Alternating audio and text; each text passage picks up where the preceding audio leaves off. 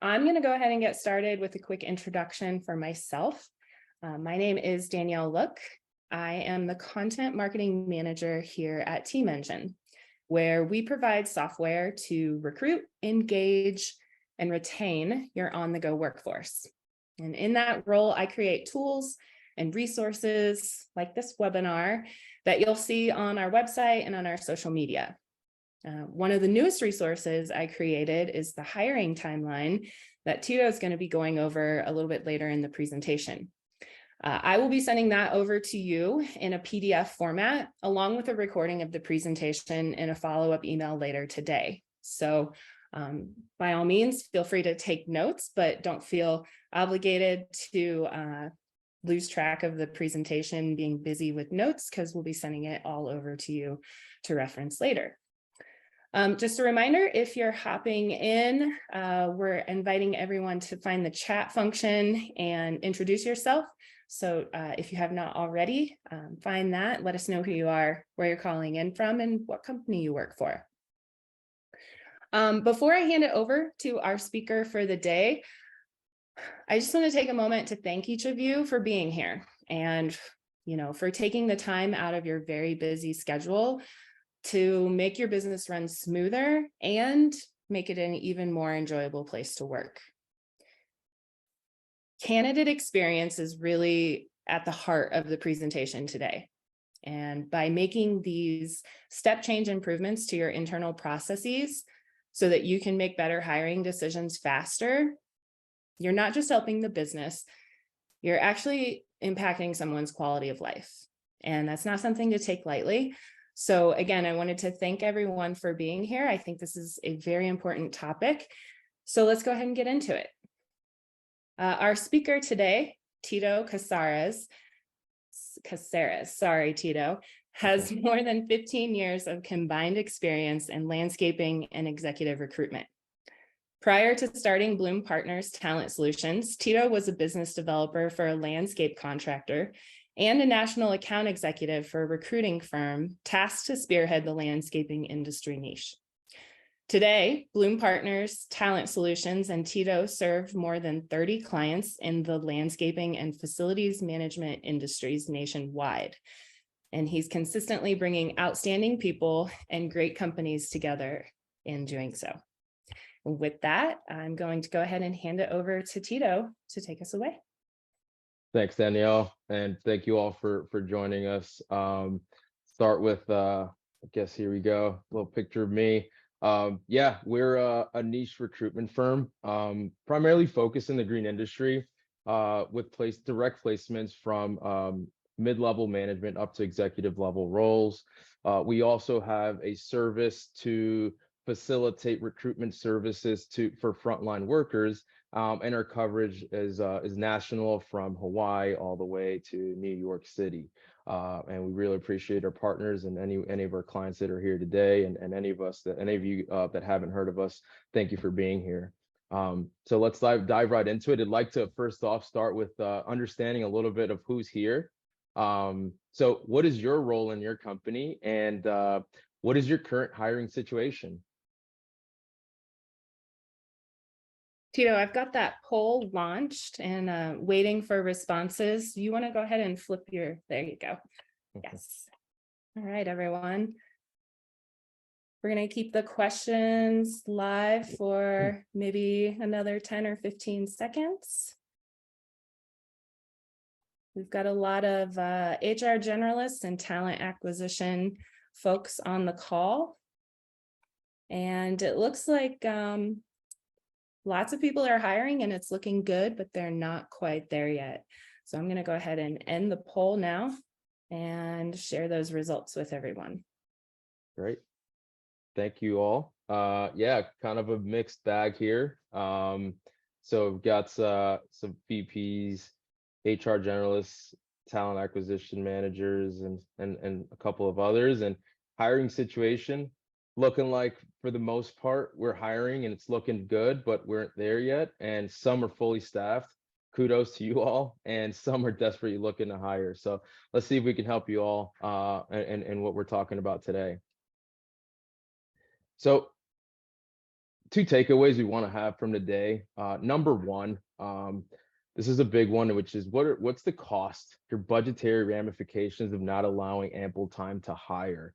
That is more or less a big part of what we're talking about today. And I think that when we think about what we need in people, oftentimes you don't think of what it could be costing us if we're not filling any of these vacancies. So that's one of the things we really want to talk about today, and we'll start with that. And the second takeaway, and here's a little visual aid, a little preview of what you'll get as a resource for you all to extract from this, is what does that timeline look like? And so Danielle worked really hard on this, and we're going to dig into this a little bit more here later on. So what we want to start with is the current picture of the recruitment process around the country. On average, it's taking 36 days to hire, and we're going to drill in a little bit more into that metric. The best candidates are on the market for less than 10 days.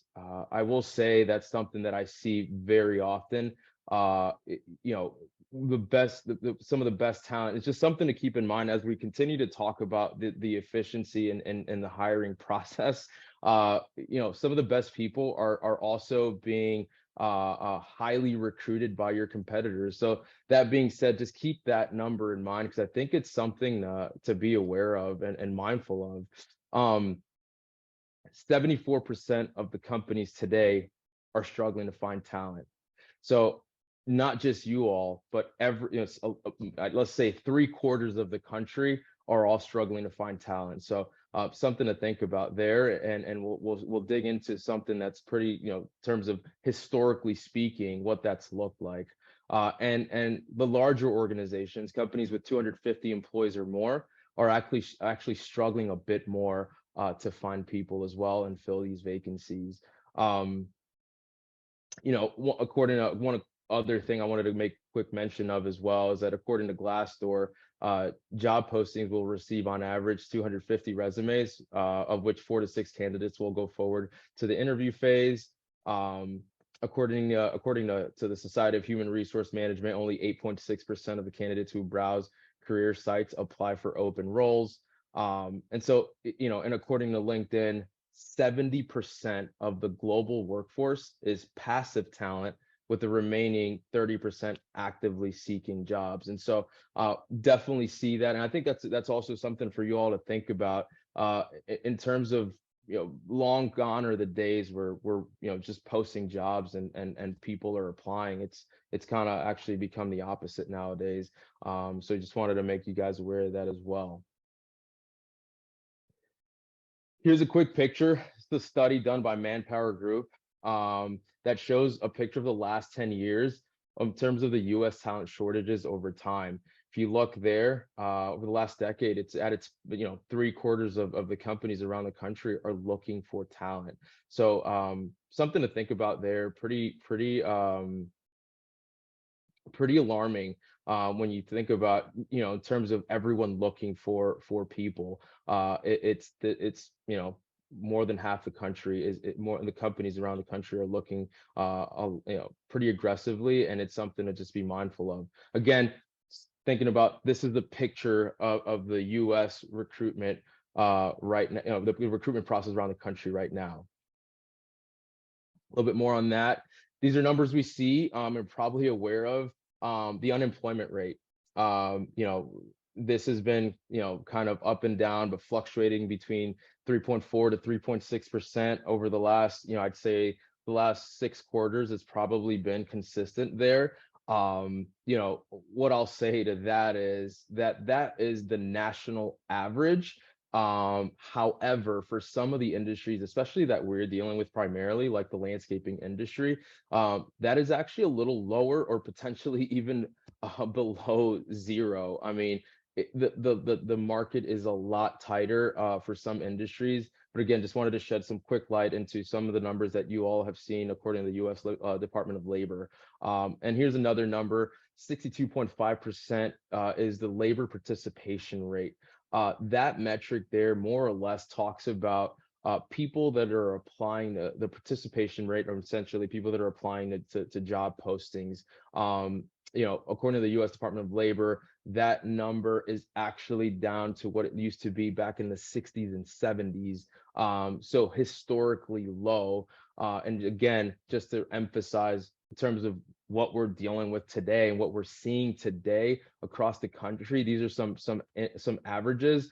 Again, this is also different for different geographic locations. It's a little bit more challenging depending on where you are as well, and depending on the position.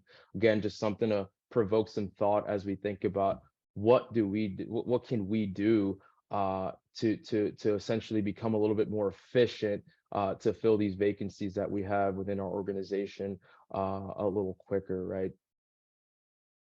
So that was more or less the picture there for what it looks like around the country. That being said, I wanted to share a little bit of what, from a recruiter standpoint, what that looks like. Here's some quick numbers. From a recruiter's standpoint, it takes about on average 13 hours are spent sourcing for one role per week.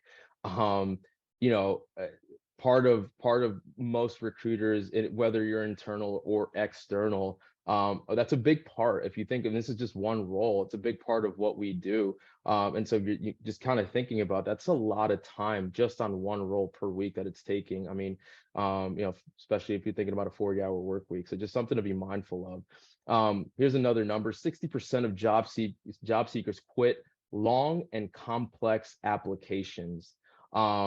I have seen this often where I go into either competitors or just job applications as we go and sift through different companies that are out there. And this is something we see often, is very long and complex applications. And ultimately, people don't want that. People want simple applications, where even something as simple as where they can just add their simple information for the hiring managers, or more or less to contact them. But something to just be mindful of. A lot of people, whenever they're seeing these long, complex applications, they're just closing them out. And then 40% of recruiters say that entry level positions are the hardest to fill. And so, I've talked to some clients that have said, hey, we need somebody yesterday. It's an entry level position, should be easy. And the reality is that they're not easy. And oftentimes I will also agree that some of those entry level roles can actually be more challenging to fill. So just again, from a recruiter standpoint, these are some of the numbers there to shed some light in terms of some of the things that we're dealing with. A couple of other numbers that aren't on here, I just quickly wanted to also make mention of. Like 75% of people would not take a job with a company that has a bad reputation. Think about your employee branding, and that, if that's the sense. And that goes even to people that are unemployed. So something to think about. Reputation and branding is extremely important. Again, I mentioned earlier, in terms of the candidates that are the best candidates on the market are off the market in 10 days. And so again, just wanted to shed some light from what the nationally, what the picture looks like for the recruitment process, and from a recruiter's perspective, more or less what that could look like. So what can you do? Thought we shared this little visual here. When I talk to my clients, a lot of the things that they tell me, hey, I can't grow because I've got these positions that I have to fill. Oh my God, we need someone yesterday. You can't, my people are getting burned out. I'm having turnover at certain positions. So I need more help now. We can't seem, we're posting jobs on job boards, and for some reason we can't seem to get an influx of new candidates. Is that something that you all are kind of dealing with as well? I see this every day. We hear these things all the time, and even something that's becoming more common, right? With some of the things like quiet quitting, right? Like nobody wants to work anymore. All that being said, a very challenging recruiting environment that we're currently in, and so the only thing that can be, or one of the only things that can be our competitive advantage is time. And so that being said, ultimately we want to start thinking about becoming more proactive versus reactive, right? Getting in front of your hiring needs, start hiring earlier, maybe before the need arrives.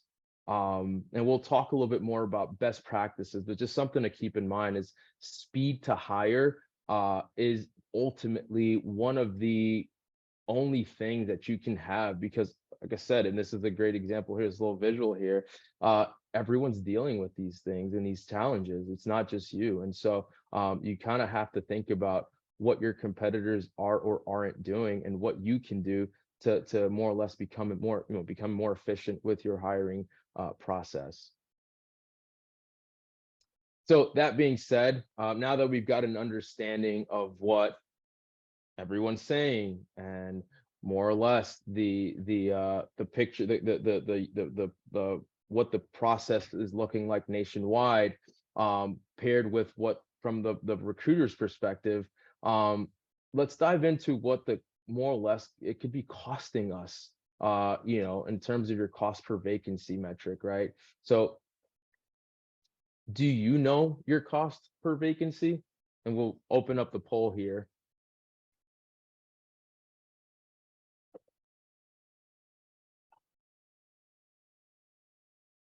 Answers are trickling in. We'll give another 10 seconds or so. Thanks, Danielle.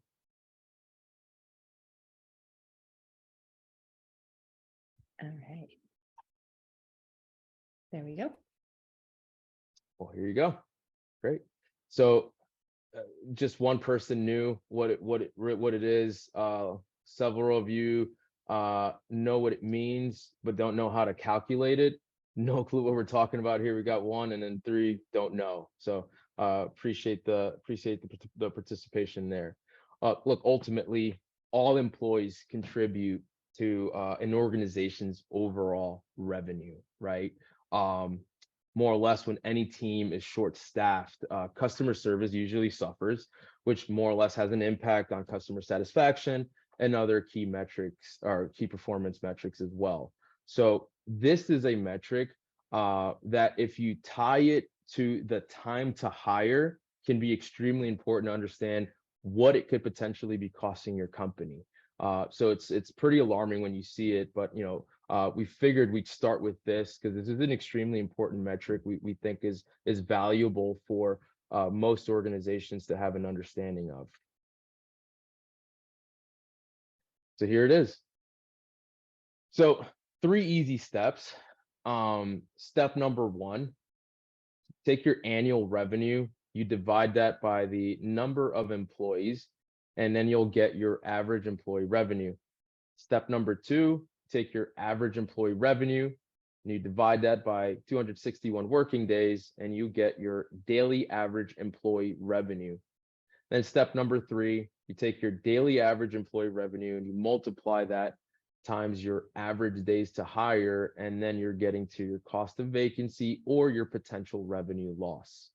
So for sake of kind of understanding and kind of doing some quick math, we decided to show you guys an example, taking an account management role, which is a pretty common position, at least for us nationwide for commercial maintenance landscape companies. It's a pretty common role here. So let's take a $20 million company. Okay. We're going to take the national average, which is 36 days time to fill. And then we're going to divide that by 150 employees. Let's say that this organization is employing. So let's take this, let's do the steps. So step 1, $20 million company, divide that by 150 employees. And you're going to land at your average employee revenue of $133,000 per employee. Then you're going to take that $133,000 in annual revenue, divide that by 261 working days to get our daily average employee revenue of $510.85. You take that 510, you multiply that times the national average, which is 36 days, and you're at $18,390.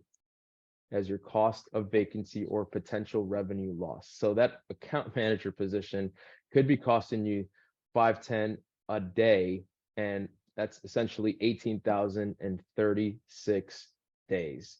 You know, there's other things that can factor into this number. More or less, this is just a high level number to think about. It's a pretty common metric that in the recruitment world is talked about, and there's calculators that are available. But more or less something to think about for your organization as you start to strategize for your needs, your recruitment needs, what the cost is associated to it, right? And why that can tie into, what, again, tying back into the one of the takeaways today in terms of time. But if the longer it's taken, this is 36 days. Look, in our experience, and for what when we engage our clients, we're typically telling that it's taking us, at least for the mid-level management roles to executive level roles. I'm giving you averages here, and that is totally different, and depending on the location, the position, right? Average is 45 to 60 days, and sometimes it could be greater. Again, why that's important is because if you take this metric, the longer it takes, obviously the more it could be costing you. So, really want to emphasize this metric here for something that you want to potentially communicate to your internal teams. Do your hiring managers know this metric, right? If a lot of you are talent acquisition managers, internal or external, do your hiring managers, those that are more or less building their teams, do they understand this metric? Something to think about. And we feel like you should probably be speaking it from the rooftops, and it should become as part of your recruitment strategy and process. And so thought that was alarming, or potentially could be. That being said, what could you do about it? What's a solution for this? We talked about more or less, it could be speed, right? Time. So we want to ask you all, what is your average time to fill?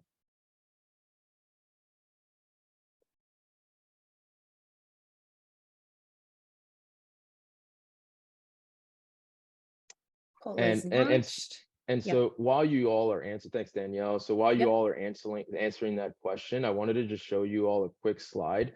So you all understand there is a slight difference between a time to fill. This is a little bit more of in terms like recruiters probably and HR probably has a little bit more understanding of this. So time to fill versus time to hire is slightly different. Your time to fill is essentially from the beginning of your recruitment process. Hey, we've identified a need, to when we are extending an offer and someone is accepting, is more or less what we're talking about today, versus your time to hire, which is from when you get your job is posted and then someone is accepting a position. So wow, okay, so the results are in. Primarily 3 weeks is our average time to fill. We got ones that are 2 months, some we don't know, one that don't know, 1.5 months. Looks like 3 weeks is kind of where everyone is, more or less. And we have one that's 2 weeks or less. Look, I want to shout out that person. If you have anything that's working well for you, please take the opportunity here to more or less share some ideas and things that are working for you. As I think we're all here to learn from each other as well. So that would be great. But it looks like 3 weeks is more or less where we all kind of landed. So let's see what the Society of Human Resource Management is saying. Time to fill, not time to hire, right? That being said, it's the average is 36 days. I did make mention of this earlier, right? So between 1 to 2 months, but let's call it, on average. And again, this here is taking, all of the, positions as an average, right? They've done a study on this. And so, but again, like I mentioned, for some it's 45 days, for some, and depending on the position, location, it could be greater.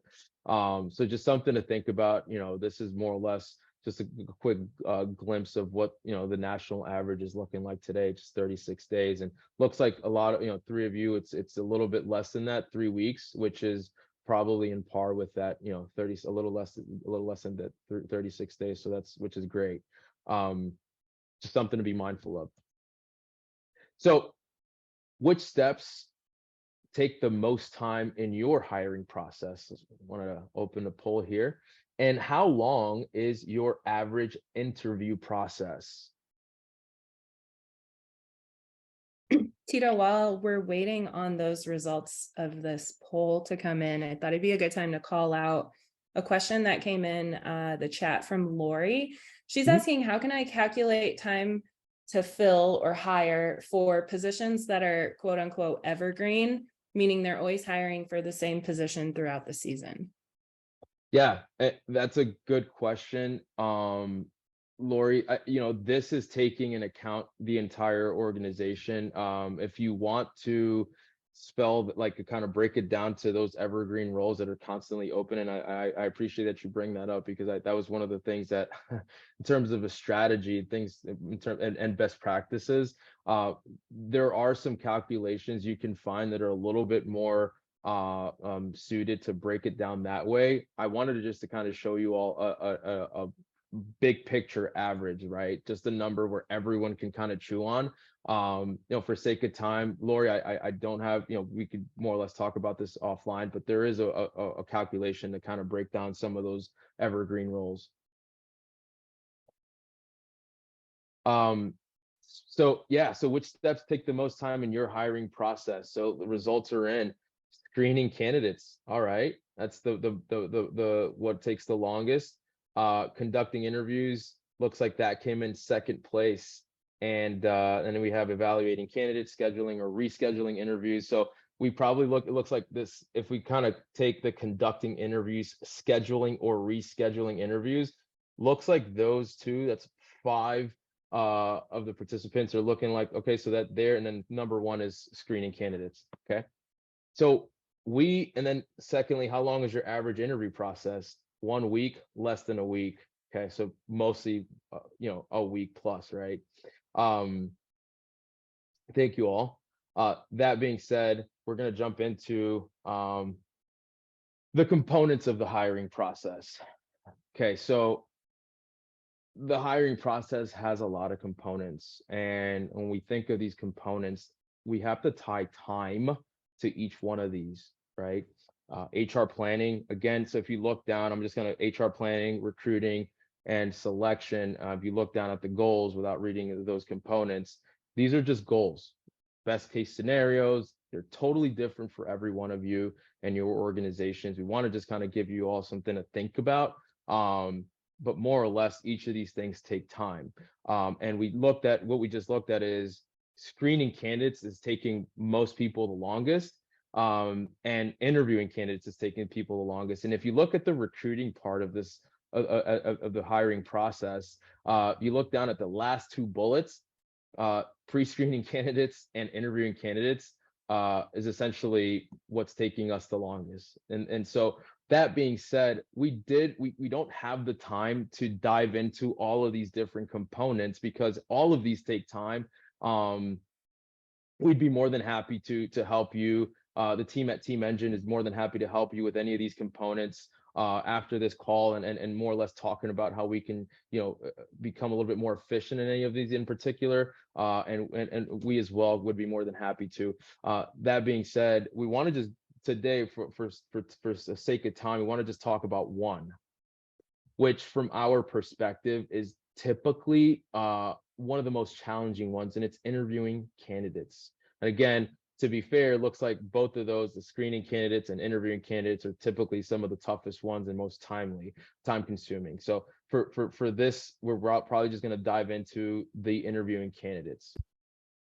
And Tito, on the topic of time, just time check, we're at the bottom of the hour. Got it. Thank you. And we're almost done. Thank you, Danielle. So interviewing is absolutely time consuming. I wanted to dive into this one specifically because from our perspective, it's one that we see is really taking a long time. I've seen certain instances that it takes just to line up an interview, it takes 2 to 3 weeks. And if we think about some of those best candidates, if they're the best candidates are off the market in 10 days, we have to be mindful that, hey, we have to more or less of the timing it's taking. So that being said, I want to just kind of share that some statistics here. We've seen some from the first interview to the offer extended, more than 40% of the recruiters are spending 2+ weeks on their interview process, right? And look, here's what I've seen is that it's challenging, right?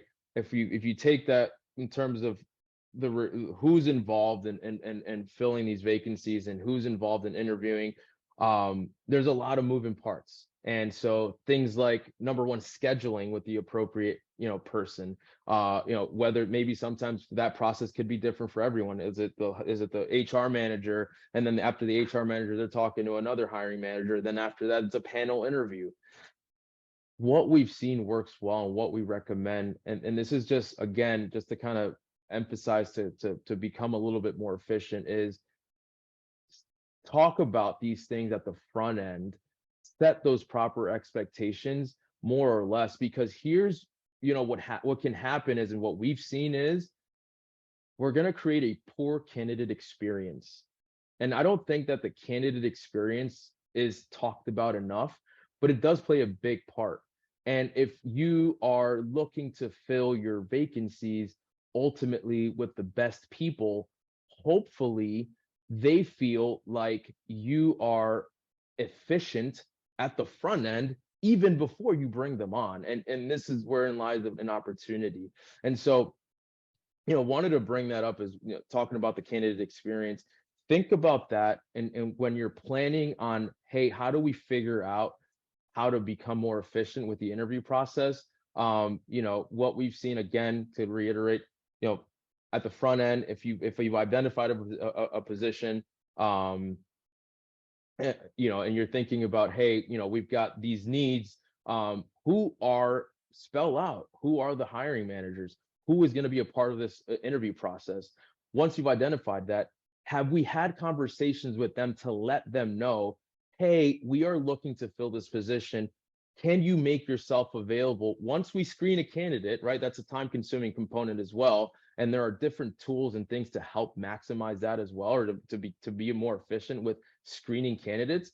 But on something that's a variable that is, if we're recruiters, we can control screening candidates, right? We can more or less just filter through. We can add, technology to help assist with those things. But interviewing candidates is one of those things that it requires people to understand they need to be available to interview. And so if they're not, and understand what it's costing them, so tie it back to the potential cost of a vacancy, we are potentially losing out and filling vacancies quicker. And so what I suggest is, again, talking to the people that are going to be involved, spelling it out, write out, if you're writing this out as a plan, write out who's going to be part of the interview process, make them aware that they should be available. One suggestion I've seen work well is asking people to, more or less share just a high level, typically when they're usually available, right? And have that as well. Write down. So, if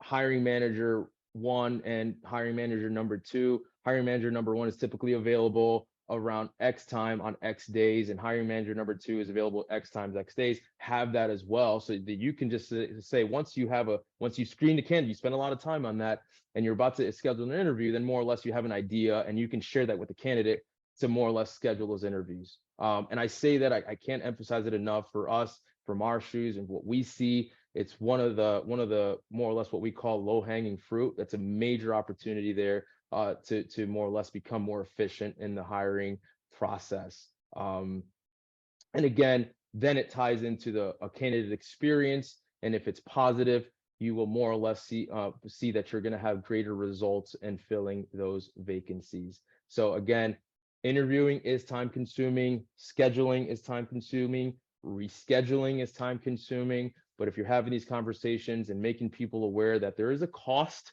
for us, what can happen, right? When we've seen so many people drop off, right? And then all of a sudden they're taking jobs at their competitors. So again, a major opportunity there. That being said, we want to start wrapping this up and talking about some best practices in technology that we've seen work well. Best practices, kind of talked about this and made mention of this earlier. Be proactive, not reactive. This ties into everything in your approach for your hiring process. Long gone are the days where you can sit back, post a job, and all of a sudden you have an influx of candidates. It doesn't work that way anymore. You have to be in front of this. And again, thinking about the timing it takes for some of these things and these moving parts, hopefully we're acting accordingly. Keep track of the different stages in your recruiting funnel, right? Not just say, hey, we know it takes this long, but look at each of these and compartmentalize them. Now we're looking at like the interview process and screening candidates is a major part of in terms of this hiring process. So think about those in terms of where can you find more opportunities to be more efficient within those stages. Define the desired speed for each stage as well, right? If it's taking you this long, 35, 40 days, more or less for the recruitment of some of these positions, how do we find ways to define, how do we speed that up? All that being said, we're talking about time, we're talking about cost, but time to hire is not everything. Look, ultimately, we all know to grow any organization, ultimately you want to find the best highly qualified candidates. So want to make sure that we're still focusing on that as well. Ultimately, we just want to be more efficient as we do that. If we're able to screen candidates quicker and if we're able to schedule interviews quicker, we're able to fill those positions with highly qualified candidates, right? Because they're off the market pretty quickly. Using effective pre-selection tools and assessments is really helpful. One of the tools that does a really good job of that, shout out there to Team Engine. That's a great tool for that as well. And if you're all using that, you all know more or less how that works. Feel free to reach out to Danielle for more information on that as well. Streamline the interview process. We had this last slide talking about that, right?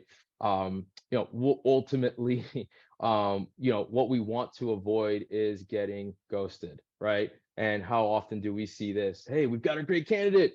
Takes us 2 weeks to get them scheduled on an interview, and all of a sudden we never hear from them again.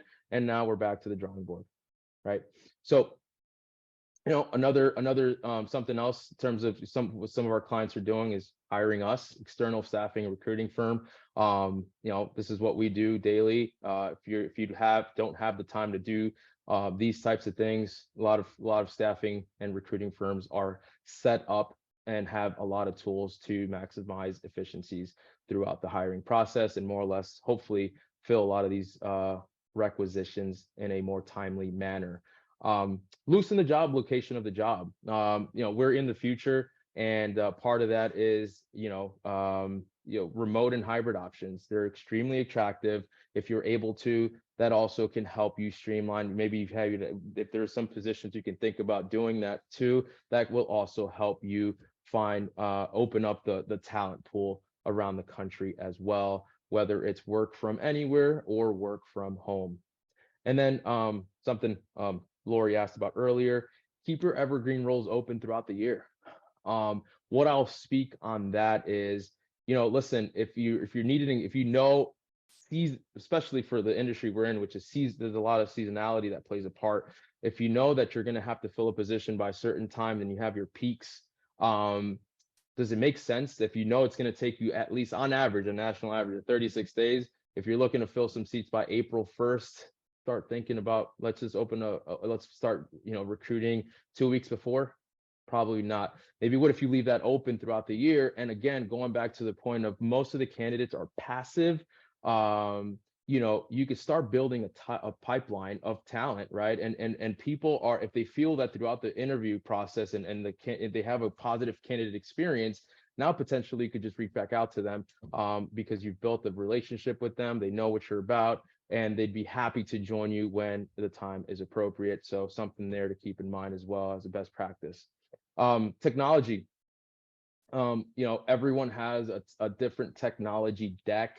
What we recommend to help, some of the things that we recommend that really help a lot of our clients, to streamline like interviewing processes, Zoom, Google Meets, Teams, easy way to avoid meeting in a neutral site, and or avoid having to schedule the logistics of meeting in person and getting everyone together. You could do team meetings that way, and or individual meetings that as well. Some other resources. These are probably some of the tools that some of the recruiting firms are using, but something to think about for you all if you all have the or want to explore some options. These are Spark Hire and VidRecruiter are also video options that are a little bit more tailored for recruiting specifically, and a lot of different tools to kind of more or less facilitate just specifically for recruiting. Candidate listening. We talked a little bit about the candidate experience. These are some tools, right? I mean, if you've got your recruitment process really dialed in, do you know what your candidates are saying about your process? Couple tools to help with that, and that'll more or less can help you more or less understand what things you can do to dial in your process even a little bit more. TrustCruit's one, SurveyMonkey's another one. Competitor intelligence. This is one. Listen, we're all here to learn from each other, and with all the mergers and acquisitions that are happening in a lot of different industries today, it's good to be aware in terms of some of the things that your competitors are doing from a recruitment standpoint. So setting up a Google Alerts or Visual Ping, which is an automated alert system, more or less to just let you know in terms of what's going on, and let's just say recruiting for the landscaping industry throughout the country or my region, just kind of gives you some ideas in terms of what's going on throughout, and more or less helps you become more efficient again with your recruiting process. Automation, Team Engine is a great tool for that. Text message automation, and so more or less you get an automated text. If you apply to a job, they'll market your all of your requisitions that you ask them to, and it's sending, it has pre-screening questions, and then it also sends automated text messages as well, to really become more efficient for your recruiting process. And here's another one that's really on the come up: AI powered chatbots. If you have a website, think you could look into these. There's a lot of them out there, but more or less, if you're on your hiring page, set up an AI powered chatbot that you could pre-screen a candidate. Hey, are you looking? Yes. Hey, or what's your name? What's your email? Yeah, they'll enter that information. What's your skill set? I mean, just you can set it up, and it can help streamline a lot of your recruiting efforts, again, to keeping cost and time at mind.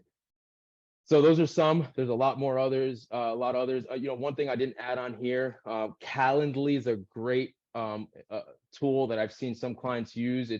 We use it for us, calendly.com, to more or less, someone can go on your calendar, schedule an interview, really easy. You send them a link. So I should have added it on here, my apologies, but this is another one that's very, very effective. So that being said, let's start buttoning this up. Got a question. We can answer some of those questions at the end here. This is a resource Danielle came up with. Want to be, again, reiterate the fact that this is just based on the national average. This can and will be different depending on your role, depending on your location. It's something for you to be aware of, because now you can break it down in your planning stage or HR planning stage, what the timing that's involved in each of these stages. So take this as a resource, more or less, for your planning, your recruiting selection. What ways in what areas can you become more efficient? If you're averaging 3 weeks, can you take it down 20 days for some of your roles, right? And how can you do that? What areas do you have opportunities to improve your timing? And with that being said, thank you all. I'll take it back to Danielle. Yeah, thanks, Tito. That was great. That was a whirlwind of information. But the good news is we got it recorded, so we can always go back and reference it again. Yeah, there were a few mentions of Team Engine. I know we've got some Team Engine customers on the call today, but if you are not currently a Team Engine customer and you want to kind of get in the software system and kick the tires, see what it's all about, we do offer a free 7-day trial. So you can key in that link. It'll also be in the follow-up email. And also when the presentation concludes today, your browser will redirect you to this page. So you can take a look at that. And then I believe Tito has a special offer for our live webinar attendees as well. Yes, thank you, Danielle. We do. We are offering a reduced percentage of our fees, and we will accept any new clients that sign up with us that attended this webinar. We will take on a requisition with no retainer, and also we can also offer half off on our for the frontline worker services that we offer for recruitment from a recruitment standpoint for the first month. So if you have, we would love to talk. Ideally, if you have more questions, if you're interested in that, please contact me. And Danielle will share more or less a link to our information, and we can go from there as well. Yep, I will put all that information in the follow-up email we're going to send out. And before we conclude, we just wanted to open it up for any questions that our attendees might have. So if you have a question for Tito or for me about Team Engine, go ahead and throw that into the chat.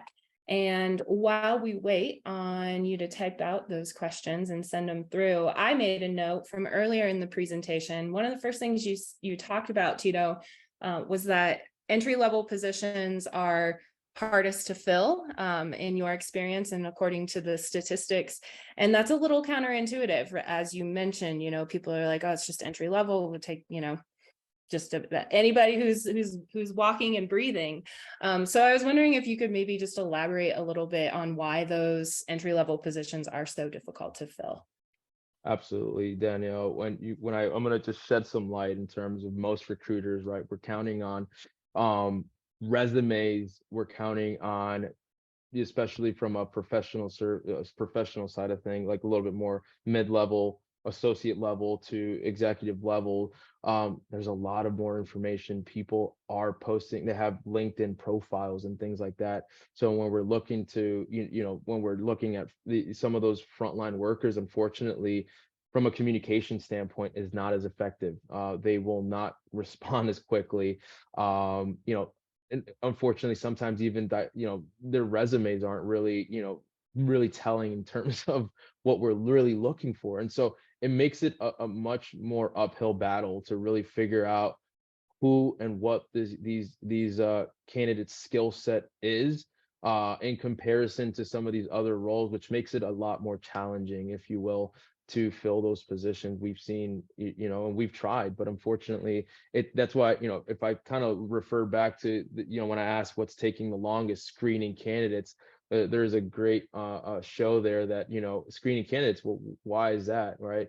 If you're only screening, higher level roles and, or filtering through candidates is a little bit easier versus if you're looking at some resumes that may be incomplete and then you contact them. And unfortunately, just the level of, response to communication is not as responsive as some of the other positions are above that.